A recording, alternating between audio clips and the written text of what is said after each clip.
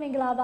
ါအားလုံးနဲ့ဒီနေ့မှာပြန်တွေ့ရတာအလွန်ပင်ဝမ်းသာတာဖြစ်ပါတယ်အားလုံးပဲ Happy New Year ပါလို့ဒီကနေ့ကြိုဆိုချင်တာဖြစ်ပါတယ်ဖခင်သခင်ရဲ့ကျေးဇူးတော်တက်ကြောင့်လို့ကျွန်တော်တို့2020ကိုတော့ကျွန်တော်ပြီးဆုံးသွားပါပြီအခု2021ထဲမှာကျွန်တော်တို့အားလုံးကဝင်စားခွင့်ရတာဖခင်သခင်ကျေးဇူးတော်ကြောင့်ဖြစ်တယ်ဒီနေ့မှာကျွန်တော်တို့အတူတူကနော်ဖခင်သခင်ထမလာတဲ့ယနေ့ဖခင်ရဲ့စကားပြောခြင်းကိုကျွန်တော်တို့ပြန်လည်ပြီးမှတော့အသက်တာအတစ်နဲ့ကျွန်တော်တို့ပြန်လည်ဆက်ကပ်ရအောင်ယနေ့ကျွန်တော်တို့စာမျက်ချင်းအပြည့်နဲ့ကျွန်တော်တို့ဒီနေ့ဘက်တော့ခံယူရအောင်အာမင်ယနေ့ကျွန်တော်တို့ခဏလောက်ကျွန်တော်တို့ဆက်ကပ်ဆုတောင်းရအောင်အာမင်Hallelujah ကောင်းမြတ်ဆုံးနေတော့ဖာကိုရောကိုကြီးစွာချီးမွမ်းပါတယ်ဒီနေ့မှာဖျားတကယ်အလုံးလုံးတော်မူပါဒီနေ့နှုတ်ရှာပါဇက်ကိုလည်းဖျားရှင်ဗိတ်တိတ်တုံးပြတော်မူပါဒီနေ့မှာကြားနာကြရရောက်ချက်တတာထဲမှာလည်းဖျားတကယ်စကားပြောပါအမှုပြုပါကျေးဇူးပြုပါဒီမျိုးဆုတောင်းပါတယ်2021မှာဝင်စားခွင့်ရတဲ့ကျေးဇူးချီးမွမ်းတယ်2021အတွက်လည်းဖျားရှင်ဒီတစ်နှစ်တာလုံးမှာလုပ်ရမယ့်အရာတွေဒီနေ့ကိုတားမျိုးဖော်ပြပါယနေ့ပြင်ဆင်ရမယ့်အရာဖျားတခင်ဖော်ပြပါဖွင့်ပြပါတားမျိုးလှုပ်ဆောင်ခြင်းတဲ့အရာတက်ဖျားတခင်ဖြစ်စေခြင်းတဲ့အတိုင်းမှာတားမျိုးဖျားတခင်အလိုတော်ကိုဝင်ခံပြီးလိုက်ရှောက်နိုင်ဖို့ဖျားတခင်ဒီနှစ်တက်မှာဖျားတခင်ဖွင့်ပြပါဉာဏ်ပညာပေးပါဗိသိက်ချင်းပေးပါယနေ့အစွမ်းအစတွေကိုပေးပါကြောင့်ဒီဆုတောင်းပါတယ်ဖာဖျားတခင်အမှုပြုတော်မူပါယေရှုဖျားနာမ၌ဒီစက္ကဆုတောင်းပါတယ်ဖာအာမင်ဒီနေ့မှာဘယ်နှယောက်ကောင်းကြီးခံစားရမလို့ဘယ်နှယောက်ယုံကြည်နေတယ်လဲအာမင်ကျွန်မယုံကြည်တယ်အားလုံးပဲဒီနေ့စိတ်လှုပ်ရှားနေမယ်လို့ကျွန်မအထူးယုံကြည်တာဖြစ်တယ်အာမင်ကျွန်မကိုယ်တိုင်လည်းအထူးပင်စိတ်လှုပ်ရှားတာဖြစ်ပါတယ်2021မှာကျွန်မတို့ဘုရားသခင်ကယနေ့အသက်ရှင်ခွင့်ပေးတယ်2020မှာကျွန်မတို့ကိုဆက်လက်ပြီးမှကျွန်မတို့ကိုယနေ့လမ်းပြပို့ဆောင်နေတယ်ဆိုရင်တော့ကျွန်မတို့ဘုရားသခင်နိုင်ငံတော်တဲ့ကျွန်မတို့အသက်ရှင်ဖို့ရတဲ့ဘုရားသခင်အလိုတော်ရှိတာဖြစ်ပါတယ်အာမင်ကျွန်မဒီနေ့2021မှာဘုရားသခင်ကျွန်မကိုဖွင့်ပြတဲ့တရားဟောချက်ဘုရားသခင်ဖော်ပြတဲ့အရာတွေကိုကျွန်မဒီမှာ share ညီကိုမောင်မတွေ share လုပ်တော့မှာဖြစ်ပါတယ်အာမင်ဒီနေ့အကြောင်းမလို့ဒီမှာဘယ်လိုမျိုးဒီနေ့ကျွန်မရဲ့ခေါင်းစဉ်ကဘာလဲဆိုရင်တော့ယူပါယုံထားပါဆိုတဲ့ခေါင်းစဉ်လေးနဲ့ကျွန်မပြပြသွားချင်တာဖြစ်ပါတယ်ကျွန်မတို့တတထဲမှာယူပါယုံမရှိဘူးဆိုရင်ကျွန်တော်တို့လမ်းပြောင်းနေတာဖြစ်ပါတယ်ယူပါယုံမရှိဘူးဆိုရင်ကျွန်တော်တို့အသက်ရှင်တဲ့အသေးဖြစ်နေတဲ့လူတွေဖြစ်နိုင်တယ်ဒါကြောင့်ကျွန်တော်တို့ယူပါယုံကိုကျွန်တော်တို့ပြန်လည်ပြီးမှအတစ်ထားဖို့လိုအပ်တယ်ဒီ2021မှာကျွန်တော်တို့ယူပါယုံအတစ်နဲ့အသက်ရှင်ဖို့ရတဲ့ဘုရားသခင်လိုတော်ရှိတယ်ဟာလေလုယာအာမင်ဘုရားသခင်ကယူပါယုံနဲ့ယနေ့ယီမန်းချက်နဲ့အိမ်မက်နဲ့ဘုရားသခင်ကစပြုစေချင်တာဖြစ်ပါတယ်ဟာလေလုယာအာမင်ဒါကြောင့်ကျွန်မဒီမှာရှေ့ညီကိုမောင်မတွေကိုကျွန်မစိန်ခေါ်ပြရစီကျွန်မတို့အခုချိန်မှာယနေ့နောက်မကြသေးဘူးအခုချိန်မှာကျွန်တော်တို့စပြီးမှယူပါအောင်ထားပါလို့အားလုံးကိုဖိတ်ခေါ်ချင်တာဖြစ်ပါတယ်ဘလို့ယူပါအောင်ထားမလဲယူပါအောင်ထားခြင်းအကျိုးကျေးဇူးကဘာလဲယူပါအောင်မထားခြင်းအကျိုးကျေးဇူးကဘာလဲယူပါအောင်ဘလို့ရှာဖွေရမလဲဆိုတော့ဒီနေ့ကျွန်မပြောပြသွားမှာဖြစ်ပါတယ်ဟာလေလုယာအာမင်ကျွန်မယုံကြည်တဲ့သင်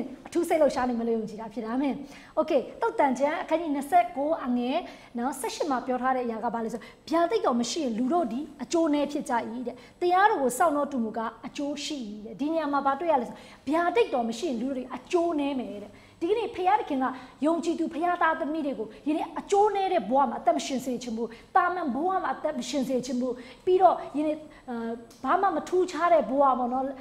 နေ့တိုင်းမှာစားမယ်တောက်မယ်သွားလာလှုပ်ရှားမယ်အဲ့ဒါလေးနဲ့ပဲမကြည်နဲ့စေချင်မှုဖြစ်တယ်ကျမတို့ဖခင်တခင်အိမ်မက်ကြီးကြီးမက်စေချင်တာဖြစ်တယ်ဟာလေလုယာယူပါအောင်ကြီးကြီးထားစေချင်တာဖြစ်တယ်ဒီတိုင်းပဲကျမတို့အသက်ရှင်ဖို့ဖခင်တခင်အလိုတော်ရှိတာဖြစ်ပါတယ်အာမင်ဒါကြောင့်ဒီမှာရှေ့ညီကိုမောင်မပြပြစေကျမတို့ယူပါယုံမထားဘူးဆိုရင်ကျမတို့ကယနေ့ဆုံးရှုံးမှာဖြစ်ပါတယ်ယူပါယုံထားတဲ့သူကပဲဘဝမှာအောင်မြင်ခြင်းပန်းနိုင်ကိုကျမတို့ကရောက်မှာဖြစ်ပါတယ်ဟာလေလုယာအာမင်အဲ့တော့ကျမဒီမှာရှေ့ညီကိုမောင်မပြပြစေကျမတို့လူချင်းအတူတူနော်အသက်ရှင်နေရခြင်းအတူတူယနေ့ကျမတို့တချို့ဆိုရင်ကျမတို့ငငယ်ကလေးအတန်းကျောင်းထဲမှာအတူတူကျောင်းတက်လာတဲ့ညီကောင်မတွေလည်းရှိနိုင်တယ်ဟုတ်လားတမျိုးထဲသားတွေအတူတူရှိနိုင်တာရှိနိုင်တယ်တရက်ကွက်ထဲကလူတွေရှိအောင်ရှိနိုင်တယ်ဒါပေမဲ့အချိန်ကြာလာတဲ့မြတ်တချို့လူတွေကအရင်အောင်မြင်တာပဲတချို့လူတွေကကြံဘာဖြစ်လို့ကြံခဲ့တာလဲဆိုရင်ယူပါယုံမထားလို့ဖြစ်ပါတယ်ဒီနေ့ကျတော့ယူပါယုံမရှိတဲ့သူတွေကဘဝမှာဖြစ်တယ်လို့နဲ့ပဲပြီးသွားမှာဖြစ်တယ်ဒါပေမဲ့ယူပါယုံထားတဲ့သူကဘာလဲဆိုရင်ယနေ့ तू ပြေးရမယ့်လမ်းကြောင်း तू လှုပ်ရမယ့်အရာကိုသိတဲ့ကြောင့်မို့ तू ကတဖြည်းဖြည်းတစ်ဆင့်ပြီးတစ်ဆင့် तू ဟာအောင်မြင်လာမှာဖြစ်ပါတယ်ဟာလေလုယာအာမင်2020မှာတင်ကယူပါယုံမထားခဲ့လို့ယနေ့ယူပါယုံမရှိခဲ့လို့ယနေ့တင်တာမန်ဖြစ်နေလဲယနေ့အားပေးပါစေယနေ့ဒါကတော့ပြီးသွားပြီဖြစ်တယ်ဒါပေမဲ့2021မှာတော့ယနေ့တင့်ကိုယူပါယုံအတစ်နဲ့ဖျားတခင်ခြေလန်းလန်းစေချင်တာဖြစ်တယ်ယူပါယုံနဲ့အစာပြုစေချင်တာဖြစ်တယ်တင်ယူပါယုံမထားဘူးယနေ့ရီမန်းချက်ပန်းတိုင်းမရှိဘူးဆိုရင်တော့ယနေ့တင်ဟာနော်ဟိုရောင်ဒီရောင်နဲ့တစ်နှစ်အချိန်ပြန်ကုန်သွားလိမ့်မယ်ယနေ့ဒီချိန်ကာလဟာနောက်ဆုံးတော့ကာလလည်းဖြစ်လာတယ်ယနေ့ပြောမယ်ဆိုရင်ဒီခေတ်ကာလကနောက်ဆုံးတော့ကာလဖြစ်လာသလိုနောက်တစ်ခုကလည်းဘာလဲဆိုရင်ယနေ့ ခေတ်ကလည်းအရင်ခေတ်မီတိုးတက်နေတဲ့ခေတ်ဖြစ်တယ်သင်ဟာ update မလုပ်ဘူးဆိုတင်အများကြီးကြံခဲ့မှာဖြစ်တယ်ဒါကြောင့်ကျမတို့ကဘာလုပ်ဖို့လဲခေတ်နဲ့အပြိုင်နဲ့ကျမတို့သွားနေဖို့လိုအပ်တယ်ဝိညာဉ်ရမလဲကျမတို့အမြဲ update လုပ်နေဖို့လိုအပ်တာဖြစ်ပါတယ်အာမင်ဒါကြောင့်ကျမတို့ယူပါယုံထားဖို့ရန်အတွက်တိတ်ကိုအရေးကြီးတယ်ယူပါယုံကိုကျမတို့ရှာဖွေဖို့လိုအပ်တယ်2021မှာကျမတို့ယူပါယုံနေနဲ့ကျမတို့ခြေလန်းလန်းဖို့ရန်အတွက်ဖျားတကယ်လို့တော့ရှိတာဖြစ်တယ်ဟာလေလုယာအာမင်ဒါကြောင့်ကျမပြောပြပြစေအချို့လူတွေကိုပြောကြည့်မေးကြည့်ပါယူပါယုံရှိလားလို့မေးကြည့်တယ်လေဒီနေ့တချို့တွေကပြောဟာယူပါယုံလားယူပါယုံဆိုဘာလဲအိမ်မက်ဆိုတာဟာအိမ်မက်လားကြီးမမှတ်ရဲပါဘူးတိလားမလားကျွန်တော်ကဆင်းရဲလို့ကျွန်တော်ကအရင်နေမရှိလို့ဘာလို့လို့မတိတဲ့လူတွေအများကြီးရှိတယ်အဲ့လိုလူတွေကဆုံးရှုံးပါပဲဘာကြောင့်ဆိုရင်ယူပါယုံမရှိလို့ဖြစ်တယ်အချို့လူတွေကကြောက်လို့ဘာဖြစ်လို့အောင်မြင်တဲ့လောက်မအောင်မြင်တာလဲဒီနေ့အချို့တွေကျမတို့ငငယ်တုန်းကဆိုကျမတို့အတန်းဖော်တွေနော်အရန်တော်တဲ့လူတွေရှိတယ်နော်သိမှာပါစာအရန်တော်တဲ့လူတွေရှိနိုင်တယ်အရန်ချမ်းသာတဲ့လူရှိတယ်ဒါပေမဲ့လူငယ်ရွယ်ရောက်လာတဲ့အချိန်မှာအောင်မြင်တဲ့လောက်မအောင်မြင်ဘူးဆိုလဲတွေ့ရတယ်အရန်ကြော်ချတဲ့လောက်မကြော်ချလို့လဲထင်ရတယ်အဲ့ဒါတွေကဘာကြောင့်ဖြစ်နေရတာလဲဆိုရင်ဒီနေ့သူတို့ထားတဲ့ယူပါယုံကအချို့ယူပါယုံကအရန်သေးနေလို့ဖြစ်ပါတယ်ယူပါယုံတော့ရှိတယ်ဒါပေမဲ့အရန်သေးနေတယ်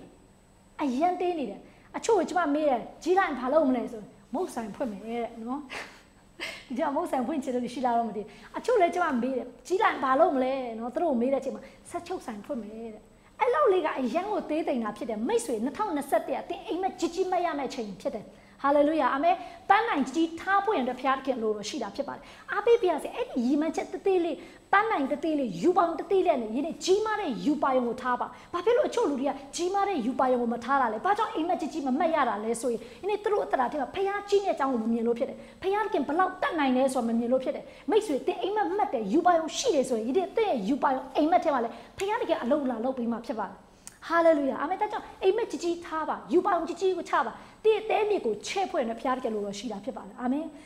အားပေးပါစေမုတ်ဆိုင်မဲ့ဖွင့်မယ်ဆိုရင်လည်းယူပါယုံထားပါဒီနေ့ကျွန်တော်ဖွင့်တဲ့ဆိုင်ကဒီနေ့ချင်းမိနေမှာဆိုချင်းမိနေမှာအကြီးဆုံးမုတ်ဆိုင်ဖြစ်ရမယ်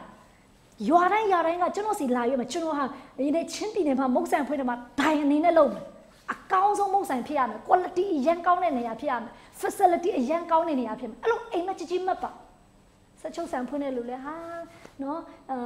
တရက်တလားမှာတသိန်းဝင်ရမဟုတ်ဘူးဖြစ်တယ်တင်ချုပ်တဲ့ဆက်ချုပ်ဆိုင်ဖွင့်မဲ့ယူပါအောင်ရှိနေဒီချက်ကြီးကြီးမှယူပါအောင်ထားပါအားပေးပါရစေဒီနေ့တင်အိမ်မက်ကြီးကြီးမှန်ဖခင်ကလည်းတင့်ကိုဒီနေ့ကူညီပေးမှာဖြစ်ပါတယ်ဆက်ချုပ်ဆိုင်ချုပ်တဲ့လူလဲကျွန်တော်အားပေးမှာဒီနေ့ထပ်ပြီးမှချဲလိုက်ပါထပ်ပြီးချဲလိုက်ဘယ်လိုမျိုးချဲမလဲကျွန်မပြောပြမယ်ဒီနေ့တင်ချုပ်တဲ့အင်ဂျီတွေဟာတမရတွေဝတ်လာရမယ်တင်ချုပ်တဲ့အင်ဂျီဟာဒီနေ့ရှင်ဘရင်တွေဝတ်ရမယ်အင်ဂျီဖြစ်တယ်တင်ချုပ်တဲ့အင်ဂျီတွေဟာတကယ်အစစ်မီတဲ့ branded အင်ဂျီတွေဖြစ်လာရမယ်အဲ့လိုအစစ်မီတဲ့အထိဒီနေ့ကျမတို့ယူပါယုံကိုတိုးချဲ့ပါယူပါယုံကိုပို့ပြီးမှတိုးချဲ့ဖို့ရတဲ့ယူပါယုံထားပြီးဒီအရာအတွက်ကျမတို့ develop လုပ်ဖို့လိုအပ်တာဖြစ်ပါတယ်ဟာလေလုယာအာမင်ဒါကြောင့်မချို့လူတွေကဘာဖြစ်လို့အောင်မြင်တဲ့နာနဲ့ဘာဖြစ်လို့ကြီးကြီးမားမအောင်မြင်နေတယ်လဲဆိုဒီနေ့သူတို့အိမ်မက်အရန်တေးနေလို့ဖြစ်တယ်နံပါတ်1ကယူပါယုံမရှိတဲ့လူကဘာမှမဖြစ်လောက်ဝေဝါးနေနံပါတ်1ကပါယူပါအရန်သေးရလို့ကလည်းဒီနေ့ကြီးကြီးမအကျိုးကျေးဇူးမခံစားနိုင်ဘူးဖြစ်တယ်နောက်တစ်ယောက်ကဘယ်လိုမျိုးလဲဆိုရင်ကျွန်တော်တို့ယူပါယုံဆိုရင်နောက်တစ်ယောက်ကကျတော့ဘယ်လိုဆိုယူပါယုံကတော့သူတို့ကတော့ရှိတယ်ဒါပေမဲ့လည်းသူတို့ကဘယ်လိုထားရမလဲမသိဘူးဘယ်လိုထားရမလဲမသိတဲ့လူလည်းအများကြီးရှိတယ်ဒီနေ့ကျွန်မအပေးပြစီဘယ်လိုယူပါယုံထားရမလဲဆိုတာလည်းကျွန်မပြောပြသွားမှာဖြစ်ပါတယ်တချို့တွေယူပါယုံမထားတတ်လို့ကိစ္စမရှိဘူးကျွန်မဆိုလည်းငငယ်တော့ယူပါယုံမရှိပါဘူးနော်ကျမယူပါယုံရှိချင်တဲ့ရကဟာပတ်စံအများကြီးရှိရမယ်ချမ်းသာရမယ်ဒါတော့ပဲဒါပေမဲ့ဘာလုပ်ရမလဲကိုမသိဘူးဖြစ်တယ်အားပေးပြစေယူပါယုံမထားတတ်တဲ့သူတွေယူပါယုံမရှိတဲ့သူတွေအတင်းတော်မှာပါဝင်ပါအတင်းတော်ယူပါယုံကတင်းယူပါယုံဖြစ်ပါစေအတင်းတော်ယူပါယုံကိုတင်းအစေခံလေအတင်းတော်ယူပါယုံကိုတင်းလှုပ်ဆောင်လေဒီနေ့တရက်ကျရင်တင်းကိုယ်တိုင်လည်းယူပါယုံထားတတ်တဲ့သူဖြစ်လာမှာဖြစ်ပါတယ်ယူပါယုံရှိတဲ့သူဖြစ်လာမှာဖြစ်ပါတယ်ဟာလေလုယာအာမင်ဒီနေ့အားပေးပြစေယူပါယုံမရှိယူပါယုံရှိတဲ့လူနဲ့ပေါင်းဖော်ပါတချို့ကလေယူပါအောင်မရှိဘူးနော်ဒီလိုပဲနေတယ်အဲ့ဒါဘောကချိန်နဲ့နေအားပေးပြစေတငယ်မိတ်ဆွေတွေကျမတို့အမျိုးမျိုးရှိပါတယ်နံပါတ်1မိတ်ဆွေကဘယ်လိုမျိုးလဲယူပါအောင်မရှိဘူးအတေးအကြောင်းတွေကိုပဲပြောပြီးမှသူ့ဘဝညင်းညူနေတဲ့လူတွေရှိတယ်အဲ့လိုလူတွေနဲ့တင်အပေါင်းတင်လုပ်တယ်ဆိုရင်ယနေ့တင့်တရာမှာဘာမှထူးခြားလာမှာမဟုတ်ဘူးအတိတ်ကအကြောင်းနေနေပဲချိန်ကုန်နေမှာဖြစ်ပါနောက်လူတစ်မျိုးကပါလဲဆိုအခုလက်ရှိကာလရဲ့ပြဿနာကိုပဲသူညင်းညူနေတယ်အခုလောဆယ်ဖြစ်ပျက်နေတဲ့အရာပေါ်မှာမကြည်မနဲ့ဖြစ်နေတဲ့လူတွေအဲ့လိုလူတွေကလည်းတင့်ဘွားကိုမတိုးတက်စေဘူးဘယ်လိုမျိုးလူတွေနဲ့ကျမတို့ပေါင်းတင်ရမလဲဆိုယူပါယုံရှိတဲ့သူနဲ့ပေါင်းရမှာဖြစ်တယ်အနာဂတ်အတွက်အမြဲတမ်းပြောထုတ်တဲ့မိတ်ဆွေတွေကိုကျမတို့ပေါင်းတင်ဖို့လိုအပ်တာဖြစ်ပါတယ်ဟာလေလုယာအာမင်အဲကြောင့်မို့ဂျွန်စီမက်ကွဲပြောတဲ့စကားကျမအရန်ကြိုက်တယ်တစ်စီမှာတဲ့တငယ်ချင်းအများကြီးရှိဖို့မလိုဘူးတဲ့ဒါပေမဲ့ယူပါယုံရှိတဲ့တငယ်ချင်းတော့ရှိဖို့လိုတယ်တဲ့ အာမင်အာမင်မိတ်ဆွေတင့်တရာထဲမှာယူပါယုံရှိတဲ့မိတ်ဆွေတင်ရှိတယ်ဆိုရင်ဒီနေ့တင်ဟာလဲယူပါယုံရှိတဲ့သူတယောက်ဖြစ်လာမှာဖြစ်ပါတယ်ဒါကြောင့်တချို့လူတွေစကားပြောတဲ့အချိန်မှာလေယူပါယုံရှိတဲ့လူတွေစကားပြောရင်သိတာတယ်နော်သူကအရှိကအကြောင်းကိုအမြဲတမ်းပြောတယ်ပြီးသွားတဲ့အကြောင်းလေးသိမပြောအခုလက်ရှိကာလအတွက်လည်းသိမပြောအနာဂတ်မှာဘာလုပ်မလဲအနာဂတ်မှာဘယ်လိုပုံစံတွားမလဲအနာဂတ်ကဘယ်လိုအသက်ရှင်မလဲဟာလေလုယာအနာဂတ်မှာကျွန်တော်ဘာတွေလုပ်မလဲကျွန်တော်အပြင်လူတွေဘယ်လောက်ပြောင်းလဲရမလဲကျွန်တော်အပြင်လူတွေဘယ်လောက်ကောင်းကြီးခံစားရမလဲအချို့ကလည်းအနာဂတ်အတွက်ယူပါကိုကြီးကြီးမားထားတယ်အဲ့အတွက်လည်းအခုလက်ရှိမှာတကယ်စူးစမ်းပြီးအလုပ်လုပ်နေတဲ့သူတွေရှိပါတယ်အဲ့လိုလူနဲ့ပေါင်းဖော်ဖို့အတွက်လိုအပ်တာဖြစ်တယ်ယူပါအောင်ရှိတဲ့လူနဲ့ပေါင်းဖော်ရင်တင်ပါယူပါအောင်ရှိလာမှာဖြစ်ပါတယ်ဟာလေလုယာအာမင်ကျမလည်းမလေးရှားဆောက်ရခါဆိုကျမပတ်စံရှိဖို့ပဲရှိတယ်ကျန်တဲ့ဟာမလိုဘူးဖြစ်တယ်ဒါပေမဲ့ကျမတက်တာထဲမှာဖျားနဲ့တိကျွမ်းလာတဲ့အချိန်အတင်းတော်မှာကျမပါဝင်လာချိန်အတင်းတော်ယူပါအောင်ကိုကျမအစီခံတဲ့အချိန်မှာကျမဘာဖြစ်လာလဲဆိုရင်ဒီနေ့ကိုယ်တိုင်လဲယူပါအောင်ရှေ့တူဖြစ်လာတာဖြစ်တယ်2021မှာဘာတွေလုပ်မလဲ2021မှာဘယ်လိုပုံစံတွားမလဲ2021မှာကျွန်တော်ဘယ်လိုပြေးမလဲကျမရဲ့ပန်းတိုင်ရှိပြီးသားဖြစ်တယ်ကျမဘယ်လိုတွားမလဲဆိုကျမကောင်းကောင်းသိနေပြီဖြစ်တယ်အာမင်ဒါအားပေးပါစေဒီနေ့တင့်တရာထဲမှာယူပါအောင်မရှိဘူးဆိုရင်ယူပါအောင်ရှိတဲ့မိတ်ဆွေတွေကိုဒီနေ့ပေါင်းတင်ပါရှာဖွေပါဒီနေ့ကျမတို့နားတွေကိုအလကားမတုံးပါနဲ့ကျမတို့နားတွေကနားထောင်ဖွေရတယ်ဖြစ်တယ်ကျမတို့နားတွေကအလက်ဖြစ်နေဖို့လိုအပ်တယ်ကျမတို့မျက်စိတွေကရှင်နေဖို့လိုအပ်တယ်အာမင်ကျမခဏပြောယူပါအောင်မရှိရလို့လူသေးနဲ့တူတယ်ဒီကနေ့မိတ်ဆွေဖခင်ကတင့်ကိုလူသေးတိုင်းပဲလောကမှာအသက်မရှင်စေချင်ဘူးတင်ရပြီတခြားလူတွေပါကောင်းကြီးခံစားဘဝကိုအသက်ရှင်စေချင်တာဖြစ်ပါတယ်အာမင်ဒါကြောင့်မိတ်ဆွေယူပါအောင်ရှိတဲ့နဲ့ပေါင်းတင်မယ်ဆိုရင်တင်ပါလေယူပါအောင်ရှိလာမှာဖြစ်ပါတယ်ဟာလေလုယာအာမင်အာမင်ကျမအားပေးပါစေယူပါယုံကတိတ်အရေးကြီးတာဖြစ်တယ်ယူပါယုံနောက်ကိုလိုက်ပါတင့်ရဲ့အိမ်မက်နောက်ကိုလိုက်ပါအာမင်ဒီနေ့တင့်ရဲ့ပန်းနိုင်နောက်ကိုလိုက်ပါတင်းယူပါအောင်တင်းအိမ်မက်တင်းပန်းနိုင်တော့မလိုက်ဘူးဆိုရင်တင်းဟာဒီနေ့ရောင်ဝဝနဲ့ပဲအချိန်ကုန်သွားမှာဖြစ်ပါတယ်ဒီနေ့တင်းယူပါအောင်ကိုတင်းအဲ့ဒီအကိုပြေးဖွင့်နဲ့ဘုရားတကယ်လို့တော့ရှိတာဖြစ်ပါတယ်အာမင်အဲ့ဒီယူပါအောင်ဘယ်လိုရနိုင်မလဲဒါဆိုရင်ဟုတ်တယ်မလားယူပါအောင်လိုချင်လားယူပါအောင်လိုချင်လို့ဘယ်နှယောက်ရှိလဲအဆုံးထိနားထောင်မှာအဖြေရမှာဖြစ်ပါတယ်အာမင်ဒီနေ့ယူပါအောင်လိုချင်တဲ့လူဘယ်နှယောက်ရှိလဲအိမ်မက်လိုချင်တဲ့လူဘယ်နှယောက်ရှိလဲယူပါလိုချင်တယ်ဆိုနံပါတ်1တင်ပါလို့ရမယ်အကျန်းစာဖတ်ဖို့လိုတယ်ဆိုတော့ကျန်းစာမဖတ်ဘူးဆိုရင်ကျမတို့ဘယ်လိုယူပါအောင်ထားမလဲတင်မသိနိုင်ဘူးကျန်းစာမဖတ်ဘူးဆိုရင်ကျမတို့ဘယ်လိုမျိုးကျမတို့ယူပါယုံထားရမလဲဘယ်လိုယူပါယုံနောက်ကိုလိုက်ရမလဲယူပါယုံကဘယ်သူပေးနိုင်လဲဆိုတော့သိမှာမဟုတ်ဘူးဖြစ်တယ်ကျန်းစာဖတ်တဲ့သူကဘာဖြစ်လဲဆိုရင်ယူပါယုံကိုသိမှာဖြစ်ပါတယ်ဖခင်ဘာလို့ရှိလဲဖခင်ကဘယ်လိုပုံစံအသက်ရှင်စေခြင်းဖခင်ကဘာကိုလုပ်စေခြင်းဆိုတင်သိမှာဖြစ်ပါတယ်အာမင်နောက်တစ်ခုကဘာလို့ရမလဲဆိုကျမတို့ဆုတောင်းဖို့လိုအပ်တာဖြစ်တယ်ကျမဘဝမှာအများအားဖြင့်ယူပါအောင်ရတဲ့အချက်ကတော့ဘာလဲဆိုရင်ဒီနေ့ဆုတောင်းခြင်းအဖြစ်ဖြစ်တယ်ကျမ်းစာဖတ်တယ်ပြီးဆုတောင်းတယ်အဲ့ဆုတောင်းတဲ့အချိန်မှာကျမအများအားဖြင့်ယူပါအောင်ရတာဖြစ်တယ်2021အတွက်ကျမဘာတွေလုပ်ရမလဲဖခင်ကျမကိုဖော်ပြပြီးဖြစ်တယ်အဲ့အတွက်ကျမ planning လုပ်ထားပြီးဖြစ်တယ်အဲ့အတွက်ကျမ ready ပဲဖြစ်တယ် hallelujah အာမင်မိတ်ဆွေဒီမှာနားထောင်တဲ့သူတွေအတွက်လည်းကျမအားပေးပါစေဒီနေ့2021မရောက်ခင်မှာဒီနေ့2021အတွက် ready ဖြစ်နေဖို့ဘုရားလိုတော့ရှိတာဖြစ်တယ်အာမင်2021အတွက်တကယ်ကျမစိတ်လှုပ်ရှားတာဖြစ်တယ်ဒီနေ့ဘုရားကကျမကိုသူ့ရဲ့အိမ်မက်သူ့ရဲ့ယူပါယုံသူ့ရဲ့နှလုံးသားကိုကျမကိုပြောပြတဲ့အတွက်ကြောင့်ဒီနေ့အဲ့ဒီအတွက်ကျမတီးရမယ့်လမ်းကြောင်းကိုကျမသိနေပြီဖြစ်တယ်မိတ်ဆွေတင်တီးရမယ့်လမ်းကြောင်းကိုတင်သိနေပြီလား wow hallelujah အာမင်မိတ်ဆွေဒီနေ့ကျမတို့ဟာဒီနေ့ကိုသွားရမယ့်ပန်းတိုင်ယူပါယုံကို clear vision ရှိနေဖို့လိုအပ်တာဖြစ်တယ်။တင်းရဲ့ vision ကဘလားဖြစ်နေတယ်ဆိုရင်တော့ you know တင်းဘွားကလည်း messy ဖြစ်နေမှာဖြစ်တယ်။တင်းယူပါယုံရှိတယ်ဆိုရင် clear ယူပါယုံဖြစ်တယ်ဆိုရင်ဒီနေ့တင်းဟာ go ပန်းတိုင်ကိုရောက်မှာဖြစ်တယ်။တင်းရဲ့ယူပါယုံကရှုပ်ပွားနေတယ်ဒီနေ့ရှုပ်ထွေးနေတယ်ဆိုရင်တော့တင်းဟာအရှိကိုရောက်မှာမဟုတ်ဘူး။ရှုပ်ပွားနေတဲ့အဆုံးသက်ခြင်းနဲ့ပဲတင်းအဆုံးသက်ရမှာဖြစ်တယ်။ဒါဆိုဘယ်လိုလုပ်မလဲကျမတို့ဒီနေ့ကျမတို့ရဲ့ယူပါယုံကို clear vision ဖြစ်ဖို့ရတဲ့ကျမတို့ကဖျားစီတိကျစွာမင်းရမယ်ဖျားတန်ကိုတိကျစွာနားထောင်မယ်ခေါင်းဆောင်လေးနဲ့တိုင်ပင်ရမယ်ဒီရောက်ကိုလက်တွေ့လှုပ်ဖွင့်ရတဲ့လည်းကျမတို့ပြင်ဆင်ရမှာဖြစ်ပါတယ် hallelujah အာမင်အဲကြောင့်မို့ကျမ်းစာထဲမှာတစ်ခုတွေ့ရတယ်ဖျားတခင်ကအာဗြဟံကိုပြောတယ်အာဗြဟံနေ့အိမ်နဲ့ထွက်ခဲ့တဲ့ကောင်းကင်ကိုကြည့်တဲ့ကျေရီအများကြီးပဲတဲ့အဲ့ဒီကျေရီကိုရည်တွက်နိုင်တယ်လို့လေရည်တွက်ကြည့်တဲ့အာဗြဟံရည်တယ်ရီလေလေခြေကထွက်လေလေရီလေလေခြေကထွက်လေလုံးဝမရီနိုင်ဘူးဖြစ်တယ်ဖခင်ကပြောတယ်ငါမင်းကိုလူမျိုးကြီးဖြစ်စေမယ်ငါမင်းကိုကောင်းချီးပေးမယ်ငါမင်းကိုချီးမြှောက်မယ်ဘာဖြစ်လို့အာဗြဟံကိုဖခင်ကအဲ့လိုပြောရဆိုရင်သူ့ရဲ့အိမ်ထဲကနေထွက်ခိုင်းတာဖြစ်တယ်တခါကျရင်ကျမတို့ကလေကိုယ့်ရဲ့ပတ်ဝန်းကျင်အသေးလေးမှာပဲနေပြီကျမတို့ကဟာအရင်အဆင်ပြေနေပြီဟုတ်နေပြီလို့ထင်တယ်ဖခင်အတင်းအလောက်နဲ့မကျေနပ်စေချင်ဘူးဖြစ်တယ်တင်အိမ်မကြီးထားစေခြင်းနဲ့ယူပါအောင်ကြီးထားစေခြင်းနဲ့တိုင်းနဲ့ပြည်နယ်ကိုကောင်းကြီးမင်္ဂလာရှိရတူဖြစ်နေဖခင်တင့်ကိုရွေးချယ်ခြင်းတာဖြစ်တယ်ဖခင်ကအသုံးပြုခြင်းတာဖြစ်တယ် ဒါကြောင့်သင်ဟာဘာလို့ရမလဲအိမ်ထဲကနေထွက်ဖို့လိုအပ်တယ်ဟာလေလုယာအာမင်တင်အိမ်ထဲမှာကြည့်ပါလေခြေကိုမမြင်ရဘူးလေဒီအိမ်ပြင်ကိုထွက်မှတာလဲတင်ဟာကောင်းကင်မှာခြေတွေကိုတင်မြင်ရမှာဖြစ်တယ်ဖခင်ရဲ့လက်ရာကိုမြင်ရမှာဖြစ်တယ်ဖခင်ကတင့်ကိုအမြင့်မှာရောက်စေခြင်းတယ်ခြေဆိုတာကအမောင်တို့ကိုအလင်းပေးတာဖြစ်တယ်ခြေဆိုတာကနောက်တစ်ခုဘာဖြစ်သေးလဲဆိုရင်ယနေ့ငြိမ်သက်ခြင်းအဲ့ဒီရာကိုလည်းပေးတာဖြစ်ပါတယ်ယနေ့ဖခင်ကကျမတို့တတ်တာထဲမှာလဲယနေ့အဲ့ဒီအိမ်ထဲကနေထွက်လာပြီးမှကျမတို့ကိုဖခင်ပေးမဲ့ကောင်းကြီးဖခင်ထားတဲ့ယူပါယုံကိုရှောက်လန်းစေချင်တာဖြစ်တယ်အိမ်ထဲမှာပဲအစဉ်ပြေနေပြီးသွားတဲ့ဘဝမလို့ချင်ဘူးအိမ်ထဲကနေထွက်ခဲ့ပါတင်းရဲ့သေးလာတဲ့အိမ်မက်ယူပါယုံထဲကနေထပ်ပြီးမှကြီးမားတဲ့ယူပါယုံနဲ့ဖခင်ရဲ့အလိုတော်တိုင်းကျမတို့တွားဖို့ဖခင်လိုလိုရှိတာဖြစ်တယ်ဟာလေလုယာအာမင်ဒါကြောင့်မို့တင်ရှိတဲ့နေပဲနဲ့ထွက်လာပါအာမင်တင်ရှိနေတဲ့အတွေးခေါ်ချင်းချင်းမြောင်းနဲ့ထွက်လာပါဒီနေ့တင်ဟာအတွေးခေါ်ပြောင်းလဲဖို့လို့နှလုံးသားပြောင်းလဲဖို့လို့ဒီနေ့ပြုတ်မှုပုံတွေပြောင်းလဲဖို့လို့ဟာလေလုယာအဲ့ဒါမှတန်ရင်ဖခင်ကအတင်းကိုကြီးကြီးမားမားကောင်းချီးပေးလို့ရမှာဖြစ်ပါတယ်အာမင်ဒီနေ့ကျမတို့ကကိုယ့်ယူပါယုံနဲ့သွားနေအရင်သိနေသေးတာဖြစ်တယ်ဖခင်ရဲ့ယူပါယုံနဲ့ကျမတို့သွားမယ်ဆိုရင်ဒီနေ့ဖခင်ကအတူပါရှိချောင်းဒီနေ့တင်ဟာကြီးမားတဲ့အောင်မြင်ခြင်းရမှာဖြစ်ပါတယ်ဟာလေလုယာအာမင်အာမင်နောက်တစ်ခုကျွန်မပြပြချင်သေးတယ်ဒီနေ့ယူပါယုံကဘလောက်အရေးကြီးတယ်လဲဆိုတော့ဖခင်ကဟေဘရဲကျမ်းစာထဲမှာလည်းပြောပြထားတယ်ကျွန်မဟေဘရဲကျမ်းစာကိုကျွန်မဖတ်စေချင်တာဖြစ်တယ်ဟေဘရဲခန်းကြီး7အငယ်1မှာပြောတာဆိုထို့ကြောင့်ဤမြောက်လောက်များစွာသောတတ်တည်အပေါင်းတို့သည်တင်တို့ကိုဝိုင်းရန်လက်ရှိကြသည်ဖြစ်၍ငါတို့သည်ခတ်တိန်တို့ဝင်တို့ကို၎င်းနောက်ရှက်တတ်တော်ဒုစရိုက်တို့ကို၎င်းဖယ်ရှား၍တဲ့ငါတို့မျက်မှောက်၌ထားတော်ပန်းတုံးတိုင်တို့ရောက်ချင်းကအားမလျှော့ပဲပြေးကြကုန်ဒီမှာပြောဒီနေ့ပေါလုကရေးထားတဲ့ကျမ်းစာလေးဖြစ်ပါတယ်ဒီမှာပြောထားတယ်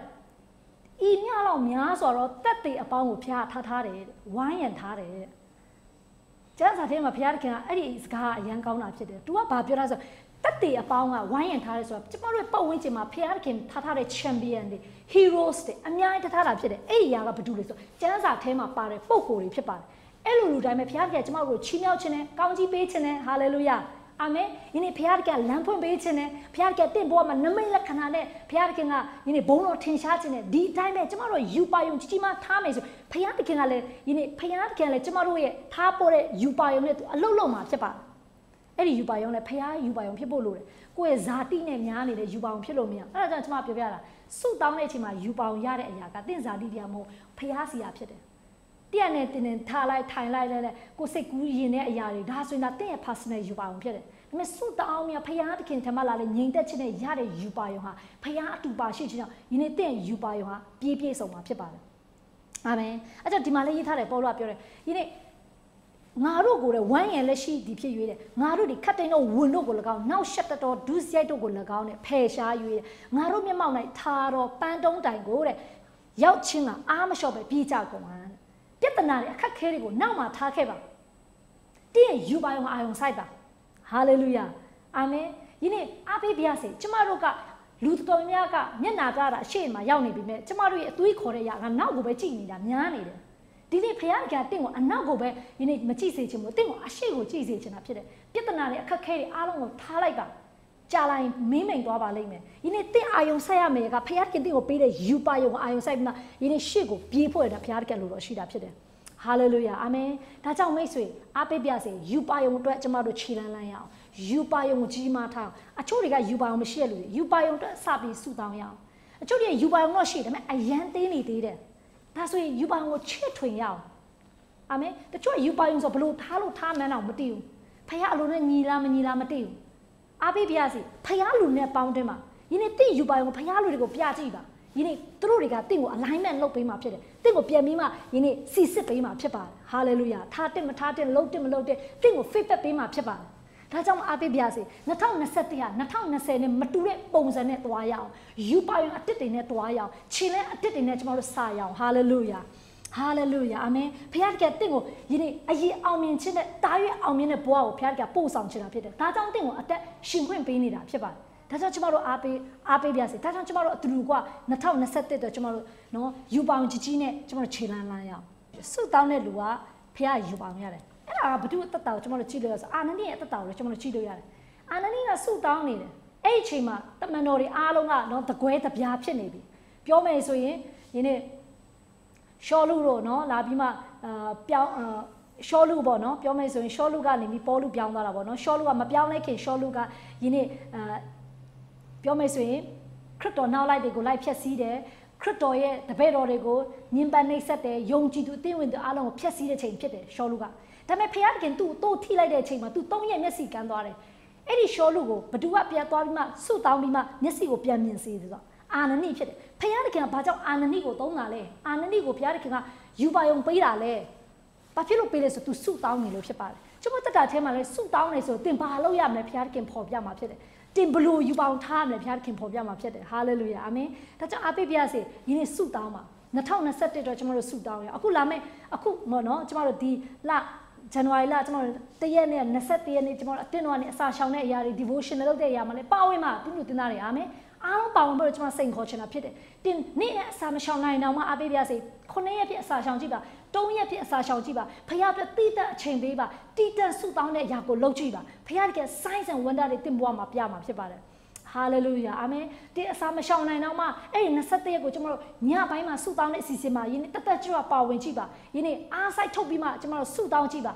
အစမှာအကောင်းဆုံးနဲ့စတယ်ဆိုအဆုံးတက်လဲဖခင်ကလာပါစေမှာဖြစ်ပါတယ်အစချိန်မှာဖခင်နဲ့အစပြုမှတာလေယနေ့ဖခင်ကအစအလဲအဆုံးနဲ့ဖခင်ကတင့်ကိုလမ်းပြသွားမှာဖြစ်ပါတယ်အာမင်ယနေ့စတဲ့ချိန်ကလေးမှားရင်အဆုံးတက်လဲမလာနိုင်ပါဘူးဒါကြောင့်ကျွန်တော်တို့ကဘာလို့ရမလဲယနေ့ဆုတောင်းဖို့ရတဲ့လိုအပ်တာဖြစ်တယ်2021အတွက်ကျွန်တော်တို့ဆုတောင်းဖို့ရတဲ့အားလုံးကိုလည်းစိန်ခေါ်ချင်တာဖြစ်ပါတယ်ကျမတို့နောက်တစ်ခုကျမကြည့်စေချင်တယ်အဲ့ဒီဟာကပါလေဆိုယူပါယုံထားရင်ကောနော်ယနေ့ကျမတို့အခက်ခဲတွေမရှိနိုင်ဘူးလားနော်အားပေးပြရစီဘေးပါမဆိုအခက်ခဲရှိပါတယ်ဒီနေ့အခက်ခဲဆိုတာအိမ်ထဲမှာလည်းရှိတယ်အိမ်ပြင်မှာလည်းရှိတာဖြစ်ပါတယ်ဒါကြောင့်ကျမတို့အခက်ခဲတွေကိုပဲကျမတို့ကယနေ့ကြောက်နေဖို့မဟုတ်ပါဘူးအခက်ခဲတွေကိုပဲကျမတို့ကဦးစားပေးပြီးမှယနေ့ကြည့်နေဖို့မဟုတ်ပါဘူးယနေ့ကျမတို့ကဘာလို့ဖို့လိုအပ်လဲဖခင်တခင်ယူပါယုံကိုအာယုံဆိုင်ဖွင့်ရတဲ့ဖခင်တကယ်လို့တော့ရှိတာဖြစ်တယ်ယူပါယုံကိုနောက်ကိုလိုက်ဖို့လိုအပ်တာဖြစ်ပါတယ်ပေါလုရဲ့တက်တာထဲမှာလည်းကျမမြင်တွေ့ရတယ်ပေါလုကယူပါယုံမရှိလားယူပါယုံရှိပါတယ်ယနေ့ပေါလုရဲ့ယူပါယုံကဘာလဲယနေ့သူ့အဖြစ်တပါအမျိုးသားတွေအားလုံးကယ်တင်ခြင်းရဖို့ဖြစ်တယ်ဒီနေ့တခြားလူမျိုးတွေရဲ့ဝိညာဉ်ဟာပျောက်ဆုံးသောဝိညာဉ်တွေကယ်တင်ခြင်းမရတာသူ့ရဲ့တက်တာမှာအကျွေးလိုပဲရှိတယ်တဲ့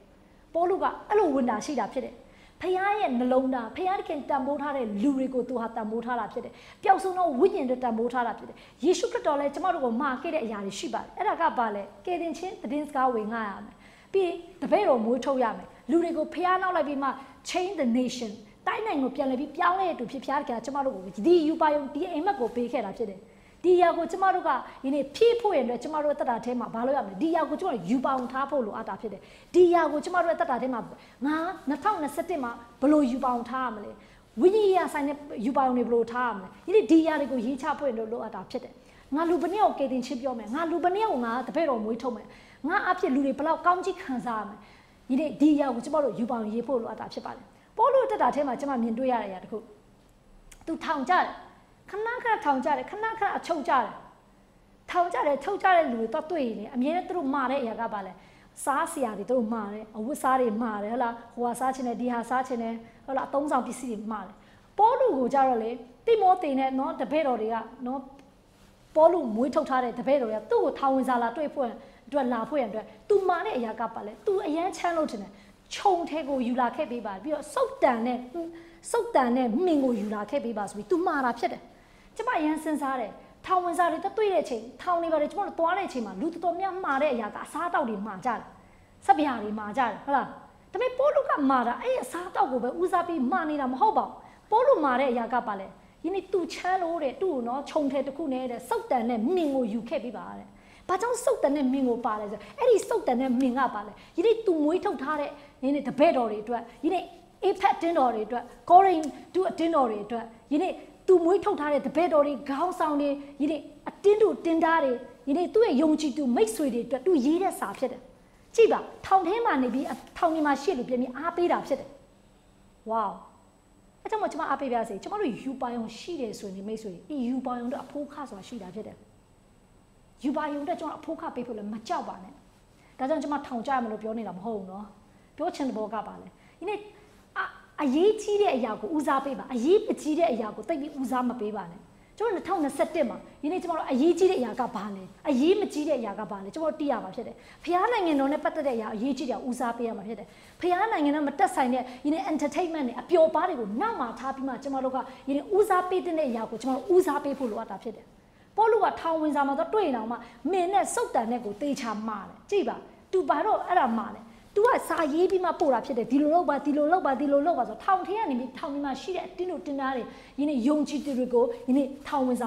ာရေးပေးတာဖြစ်တယ်အားပေးတဲ့စာတွေပို့လာတယ်ယင်းနေအတင်းတို့ကိုဘလို့ဆက်လက်ပြီးမှလှုပ်ဆောင်မှသူပို့တယ်ယုံကြည်သူတွေကအားပေးတယ်ကြည့်ကျမသူ့ရဲ့တက်တော်ကြည့်ပြီးအရန်ခွာရယင်းနေသူဟာသူ့ရဲ့ယူပါယုံကိုပဲသူအာယုံစိုက်တာဖြစ်တယ်သူ့အခြေအနေကမကောင်းပါဘူးသူ့အခြေအနေကဘာမှပြောမယ်ဆိုမျောလင့်ချက်မရှိပါဘူးအခြေအနေကစုပ်ပြတ်နေတယ်ဘဝဒါမဲ့ तू အခြေဒီပေါ်မှာမူတည်ပတ်စံဘလောက်ရှိသလဲယင်းဘလောက်ကောင်းတဲ့အိမ်မှာနေရဖို့လဲယင်းငွေဘလောက်ရှိဖို့လဲယင်းကောင်းကောင်းစားရဖို့ဒီအရာတွေကိုဦးစားမပေးပဲ तू ဘာကိုဦးစားပေးလဲယင်းယုံကြည်သူတွေပို့ပြီး strong ဖြစ်လာဖို့ယင်းတပည့်တော်တွေကဆက်လက်ပြီးမှယင်းဖျားနဲ့ဆက်လက်တွားဖို့ရန်အတွက်ယင်းဒီအရာကိုဦးစားပေးတာဖြစ်တယ်ဒါကြောင့်မို့ကျွန်မအရန်တင်ယူမိတယ်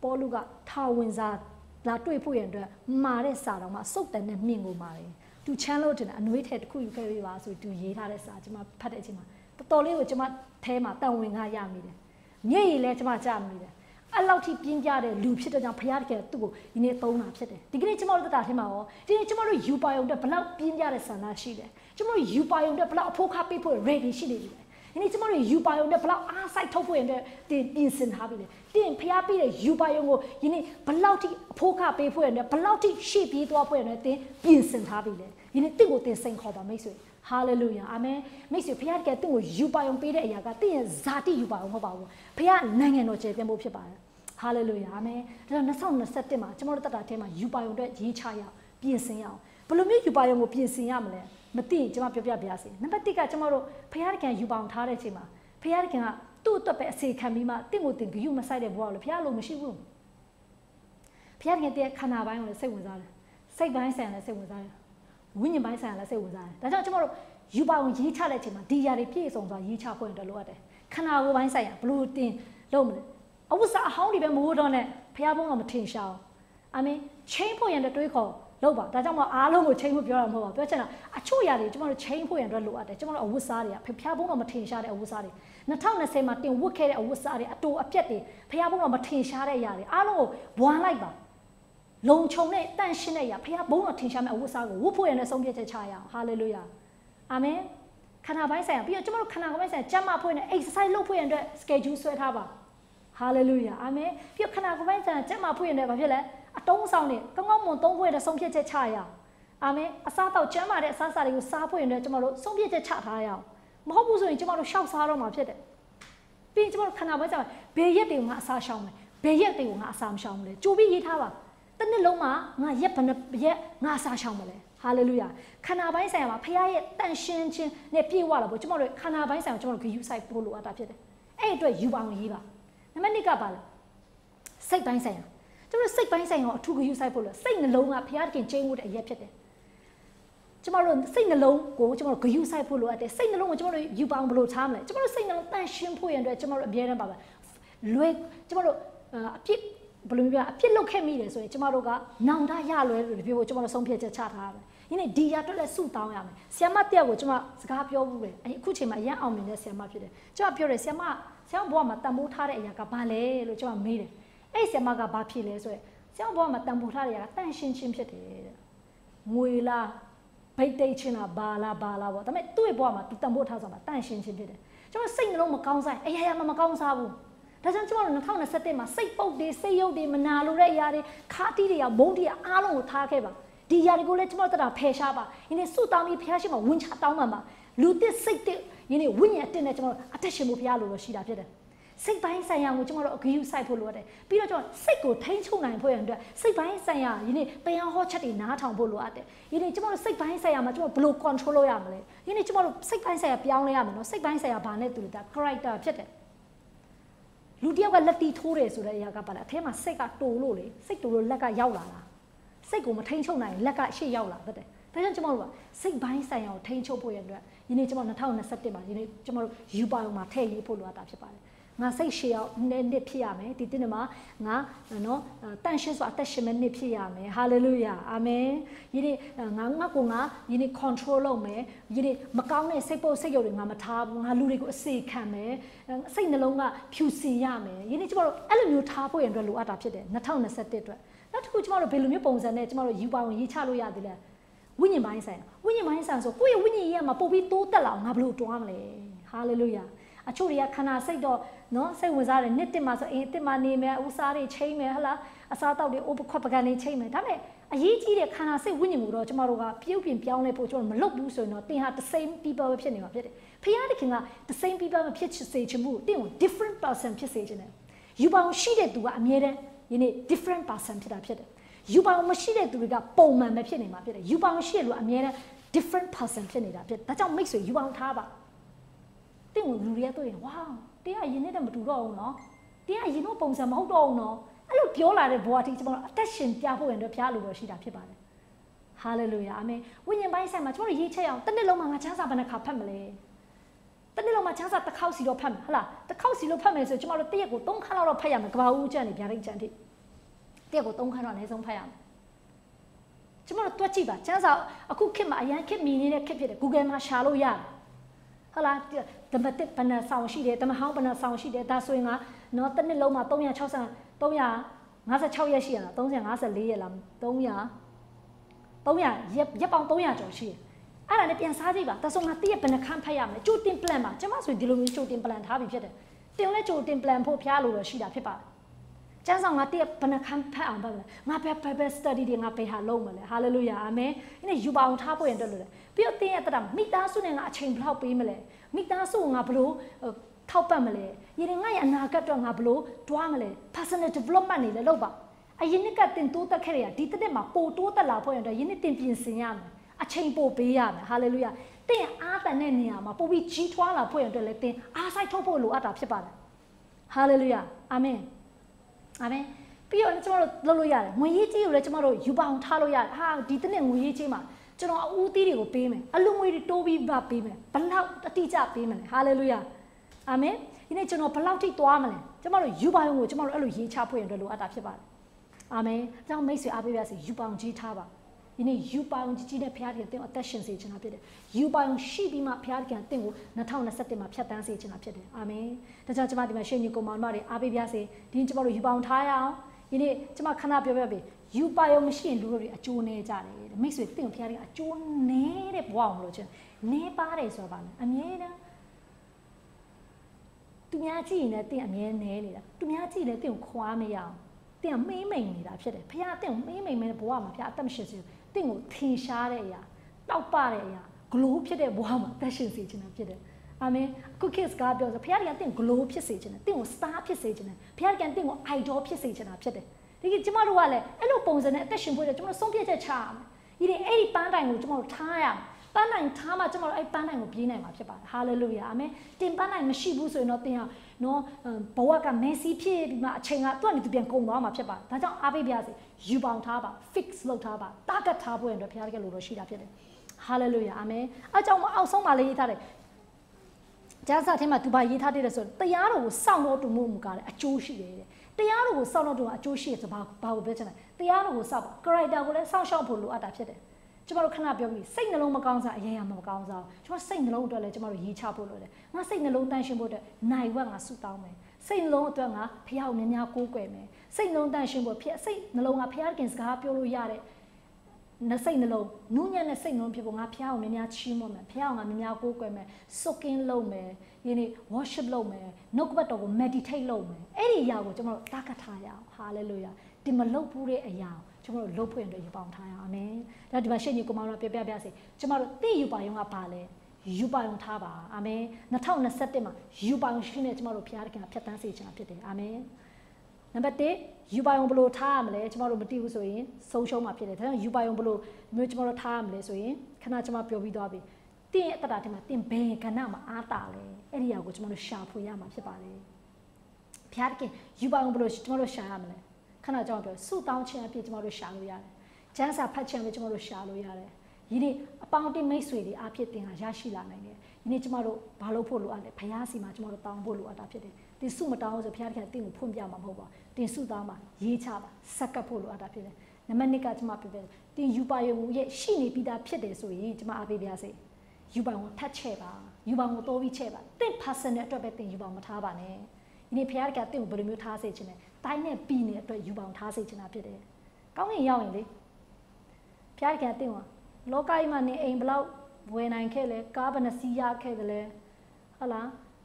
တင်ဝစားဘလောက်ကောင်းကောင်းဝတ်ခဲ့တယ်အဲ့ဒီအရာအတွက်ဖခင်က proud ဖြစ်မှာမဟုတ်ပါဘူးကောင်းကင်နိုင်ငံရောက်ရင်တင်အဖြစ်လူတွေဘလောက်ပြောင်းလဲလဲတင်အဖြစ်လူတွေဘလောက်ကောင်းကြီးခံစားလဲတင်အဖြစ်လူတွေ KTG ဘလောက်ရခဲ့တယ်လဲတင်အဖြစ်လူတွေ life transfer life changes ဘလောက်ဖြစ်ခဲ့လဲဒီအရာမှာဖခင်ကတင်ကိုဓာတုတစ္ဆာရှိတဲ့ငေသားကောင်းဆိုပြီးတင်ကိုကောင်းချီးပေးမှာဖြစ်ပါတယ်စုပေးမှာဖြစ်ပါတယ်ဒီအရာကိုကျမတို့ကသွားဖို့လိုအပ်တာဖြစ်ပါတယ်အာမင်ဒါကြောင့်တင်ယူပါယုံကိုထပ်ပြီးမှချဲ့ပါနောက်ဆုံးတစ်ခုကပဲယူပါယုံဘလို့ထားမယ်ခန္ဓာစိတ်ဝိညာဉ်တွေကိုဒီနေ့အသေးချာလေးခွဲပြီးမှတည်တံ့ရေးချပါမိသားစုပိုင်းရောငွေကြေးပိုင်းရောဒီ၅ခုကိုဒီနေ့ခွဲပြီးထားပါနောက်ဆုံးတစ်ခုကပဲယူပါအောင်ထားပြီးတော့ကျမတို့စိတ်နေသဘောထားမှန်ကန်ဖို့လိုအပ်တာဖြစ်ပါတယ်ခဏပြော character တရားတော်ကိုစောင့်လို့တူမှုကအကျိုးရှိတယ်တရားတော်ကိုစောင့်ပါပြောချင် character ကိုစောင့်ရှောက်ပါကောင်းတဲ့အကျင့်ကိုဆက်လက်ပြုစုပါမကောင်းတဲ့အကျင့်ကိုကျမတို့ထားခဲ့ဖို့လိုအပ်တာဖြစ်ပါတယ်2021မှာကျမတို့လူတစ်စိတ်တစ်ယင်းအတွေးခေါ်တစ်တွေနဲ့ကျမတို့သွားဖွင့်ရတဲ့ဖရားလို့ရှိတာဖြစ်တယ်ဟာလေလုယာအာမင်ဒါကြောင့်မလို့ကျမအားပေးပါစေယနေ့ယူပါအောင်မရှိအကျိုးနဲ့လိမ့်မယ်ယူပါအောင်ကိုကျမတို့ဘယ်လိုမျိုးရနိုင်တယ်လဲဟာလေလုယာဒီကျမ်းစာဖတ်ဆုတောင်းလို့ဆိုတင်ရနေတာဖြစ်တယ်မိတ်ဆွေအပေါင်းအသင်းတွေရှိတယ်ဆိုတင်ရနေတာဖြစ်တယ်ယနေ့တင်းရဲ့ယူပါယုံတွေကိုယနေ့ဖျားလူတွေနဲ့ပူပေါင်းနေဆိုရင်ဒီယူပါဆက်စမထားတတ်တော့မှဖျားလူတွေနဲ့တွားလာရင်အတင်းတော်ယူပါအောင်တင်းယူပါယုံတိုင်းနဲ့တင်းခံယူပြီးမှတွားတယ်ဆိုမကြခင်မှာတင်းလဲတင်းရဲ့ personal ယူပါအောင်ထားတတ်လာမှာဖြစ်ပါတယ်အာမင်ဒါဆိုရင်ယနေ့တင်းဟာယနေ့အနာဂတ်မှာမတူတဲ့ဘဝယနေ့သူများကနှစ်ကုံသွားတဲ့ချိန်မှာတင်းကိုတင်းပြန်ကြည့်တဲ့ချိန်မှာယနေ့တင်းဟာကြည်နဲ့အားရတဲ့ဘဝနဲ့တင်းယနေ့ဖြတ်တန်းခွင့်ကိုဖျားတဲ့တင်းကိုပေးမှာဖြစ်ပါတယ်အာမင်ဒါကြောင့်အားလုံးကိုဒီမှာရှင်းညီကိုမပြပြစေကျမတို့ယူပါအောင်ထားပါအာမင်ယူပါယုံကိုထားပါယူပါယုံကိုဖျားလို့နေညီတဲ့အရာကိုထားပါယူပါယုံကိုရှင်းလင်းစွာထားပါယူပါယုံကိုရေးချထားပါယူပါယုံကိုစက္ကဆုတောင်းပါဟာလေလုယာယူပါယုံအတွက်ဒီနေ့စိတ်လှုပ်ရှားစွာနဲ့ဒီနေ့အစာပြုပါအားစိုက်ထုတ်ပါပေါ်လို့လို့ပေါ့ဒီနေ့သူယူပါယုံရှိတယ်အဲ့ဒီယူပါယုံသူပြေးပါအဖိုးခလည်းသူပြေးပေးဖို့ ready ပဲဖြစ်တယ်ထောင်ထဲရောက်နေတော့မှအပြင်လူကိုသူအားပေးစာရင်းနေတယ်မိတ်ဆွေတင်းတဲ့ကျမတို့လည်းယူပါယုံရှိတယ်ဆိုရင်ဘေးရအရာတွေအာယုံမဆိုင်ပဲယူပါယုံပဲအာယုံဆိုင်ပြီးတော့မှဖြစ်တယ်ဒါကြောင့်မိတ်ဆွေအားပေးပါစေပြဿနာကိုပဲဒီနေ့နေရာမပေးပါနဲ့တင်းဖျားပေးတဲ့ယူပါယုံကိုဆက်လုပ်ပြီးမှဒီအရာကို focus ထားပြီးပြေးပါလို့အားလုံးပြပြချင်တာဖြစ်တယ်အာမင်ဒါကြောင့်မို့2021မှာယူပါယုံထားခြင်းနဲ့အစပြုရအောင်လို့အားလုံးကိုဒီကနေကျွန်မနှုတ်ကွက်တော်ကိုပြပြသွားချင်တာဖြစ်ပါတယ်အာမင်အားလုံးပေါ်မှာဖျားရှင်ကောင်းချီးပေးပါစေ